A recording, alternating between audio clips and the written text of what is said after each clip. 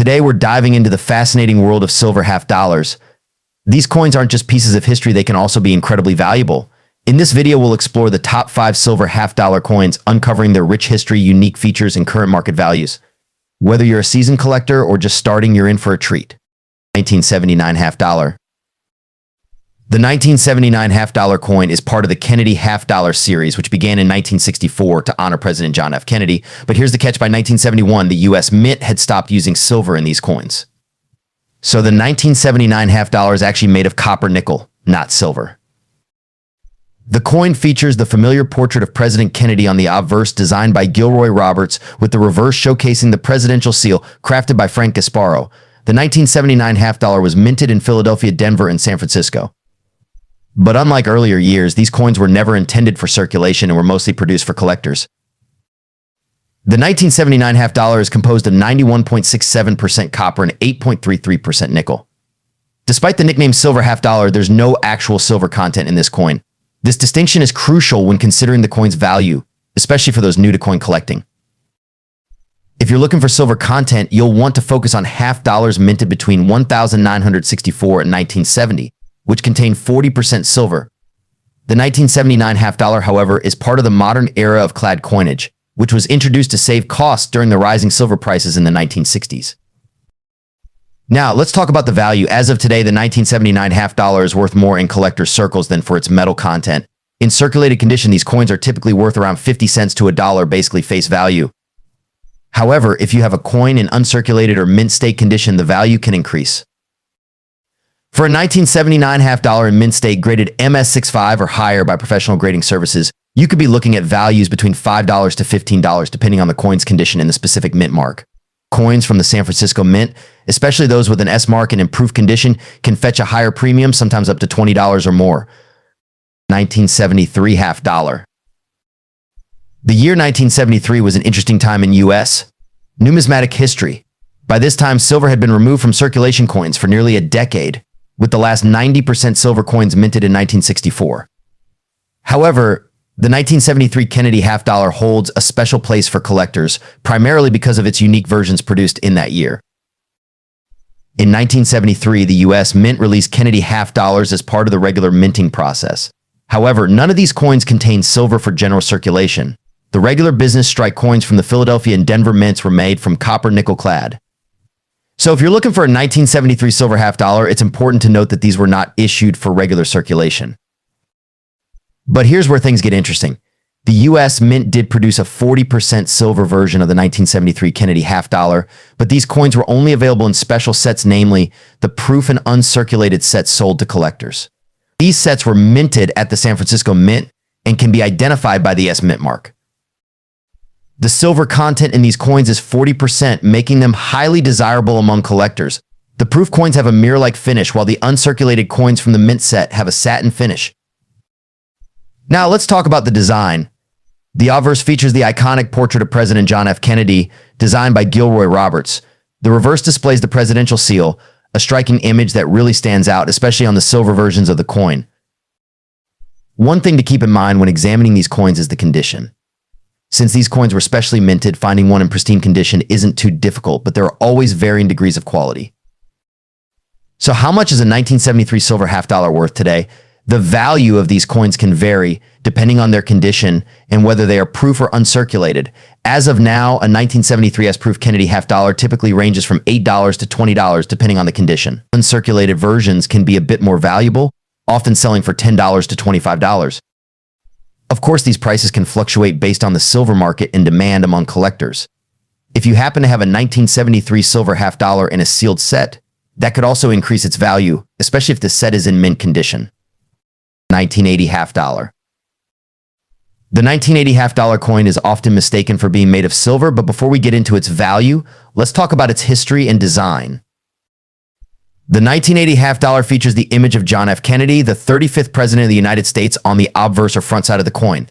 This design was first introduced in 1964, following Kennedy's assassination in 1963. The reverse, or backside, of the coin displays the presidential seal, a heraldic eagle holding an olive branch and arrows, symbolizing peace and strength. But here's the catch. While the 1964 Kennedy half dollar was made from 90% silver, coins minted from 1965 onward were changed. From 1965 to 1970, these coins were made from a 40% silver composition.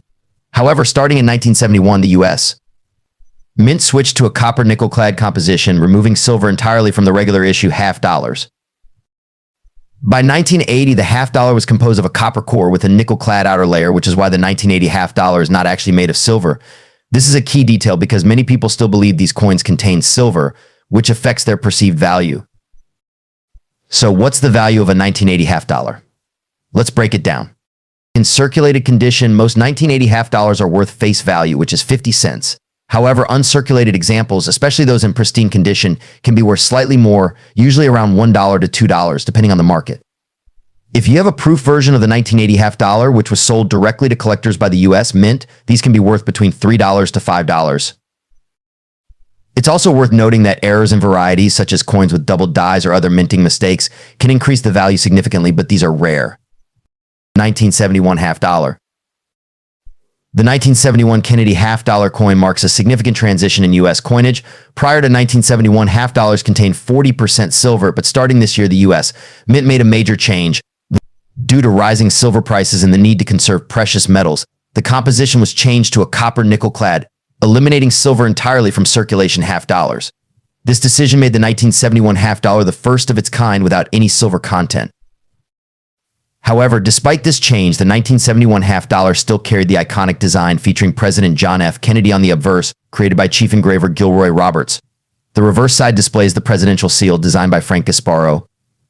This design has remained largely unchanged and continues to be a symbol of American history. Now let's talk about the rarity and mintage of the 1971 half dollar. Over 302 million half dollars were minted in 1971, with the majority produced at the Philadelphia and Denver mints. There were no special proof sets containing silver half dollars in 1971, which means all regular issue coins were struck in the copper nickel-clad composition. Coins minted in Philadelphia bear no mint mark, while those from Denver are marked with a D. Additionally, the San Francisco Mint produced a small number of proof coins which feature an S mint mark. These proof coins are specially made for collectors, and they have a mirror-like finish that makes them highly desirable. 1984 half dollar. The 1984 silver half dollar. It's important to note that the United States didn't actually mint any regular silver half dollars for circulation in 1984. The Kennedy half dollars produced during this year were composed of a copper nickel-clad, not silver. However, special silver versions of the half dollar were made for collectors in the form of commemorative coins. In 1984, the U.S. Mint issued a commemorative half dollar to honor the 1984 Los Angeles Summer Olympics. This coin was part of a larger set that included a silver dollar and a gold eagle. The half dollar was struck in 90% silver and featured a unique design that celebrated the Olympic Games. Let's take a closer look at the design of this commemorative half dollar. The obverse or front side of the coin features an image of the Olympic Gateway, which was a landmark entrance to the Los Angeles Memorial Coliseum. Above the gateway, the words "In God We Trust" and the Olympic rings are prominently displayed. The year 1984 is inscribed below the image. On the reverse or back side, you'll find a detailed depiction of an American bald eagle in flight, clutching a laurel wreath. The inscriptions "United States of America e pluribus unum" and half dollar circle the design. The attention to detail in this coin's design is truly remarkable and makes it a standout piece in any collection. Now let's talk about mintage numbers and any varieties you should be aware of. The 1984 Silver Olympic commemorative half dollar was struck in both proof and uncirculated versions. The proof coins were minted at the San Francisco Mint and bear an S mint mark, while the uncirculated coins were minted at the Denver Mint and bear a D mint mark. The mintage numbers for these coins are relatively low compared to regular circulation coins. The proof version had a mintage of approximately 2 million coins, while the uncirculated version had a mintage of around 600,000. This low mintage contributes to the coin's desirability among collectors. Now let's discuss the value of the 1984 Silver Olympic commemorative half dollar. As of today, the value of these coins can vary depending on their condition, whether they are proof or uncirculated, and the current price of silver. For a coin in average uncirculated condition, you can expect it to be valued around $15 to $25. Proof versions can command a slightly higher price, ranging from $20 to $35. However, coins in perfect condition, especially those still in their original packaging, can fetch higher prices. In terms of investment potential, commemorative coins like the 1984 silver half dollar are often seen as collectibles rather than bullion investments. Their value tends to appreciate over time due to their historical significance and limited mintage. However, it's always a good idea to consult with a coin dealer or numismatist before making any investment decisions.